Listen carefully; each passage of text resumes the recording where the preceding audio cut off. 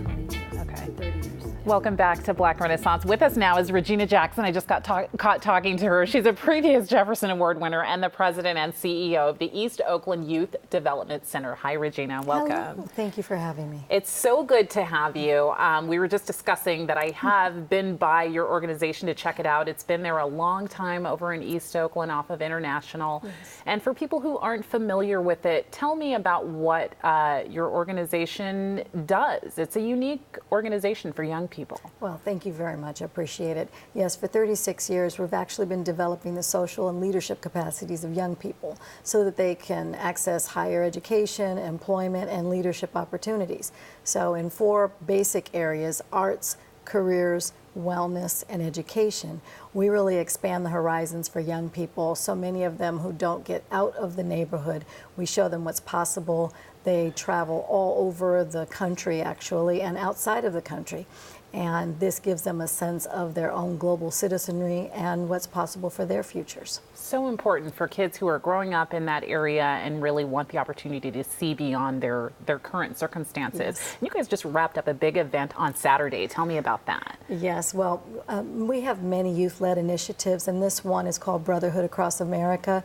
It's a youth-led college mentoring initiative. And so throughout all of our programmings, we have our young people who are like doing cascading mentoring. So whomever is at what spot, college or high school or middle school or elementary, they all have a stake in investing in the person that's coming behind them. So this brotherhood, we were partnered with College Bound Brotherhood, and so we served about 200 people. We focused laserly in a plenary session about our young males and people of color, basically trying to make sure that they understand their rights and responsibilities, as well as how to stay safe. It's so important for us to help them build their personal and professional toolkits.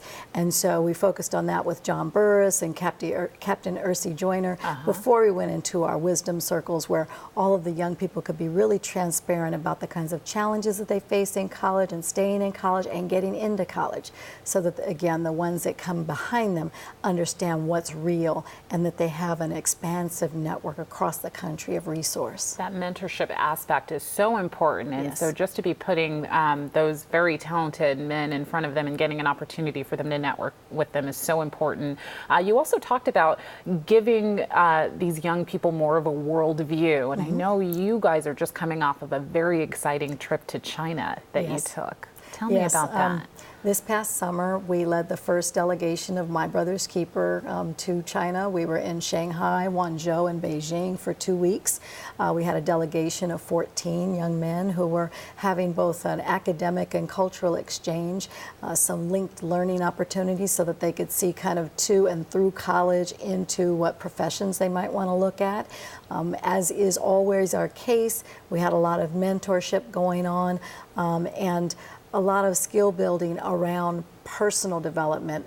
We have a focus on character-based leadership, and so learning your personal values and your triggers and what helps you stay in your space, especially when times are tough. That's usually when values are really compromised, and trying to help them live through that each day and understand how to be honest and in integrity with those. It must have been so eye-opening for them to go to a completely different part of the world, completely outside of their norm, and so rewarding for you to see that. Absolutely. I mean, so many of our young people haven't even been on a plane, so taking them to another country, teaching them another language, they can speak that Mandarin right on top. Incredible. And then doing, service projects and engaging with other young people, it really gave them a sense of how powerful their possibility looks. Absolutely. That's incredible. I saw some pictures from that trip and I was just blown away. It looked like you guys had a blast over there.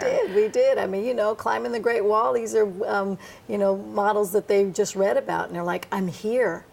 I'm a hero now. Yeah, once in a lifetime opportunity. Absolutely. Incredible. Thank you. Right now, you guys are looking at taking your resources, pulling your resources and moving to a bigger building or sort of expanding out. So tell me about that process. You're in the fundraising process at this point. Yes, and it's quite challenging, but we've been very, very fortunate. So we are expanding our current campus, which is about 25,000 square feet, to about 30,000 square feet. We're going to be adding a 2-level education building and a 1-level wellness building. So our track and field and martial arts and basketball programs won't be disrupted by our West African African dance and our yoga programs. We're making more space so we can serve more kids doing more of our things. Same thing with education. You know, oftentimes we have to shut down computer technology or computer graphics to make room for Pathway to College or GED. Right. And what we're really trying to do is make sure that all the fabulous programs that we have to offer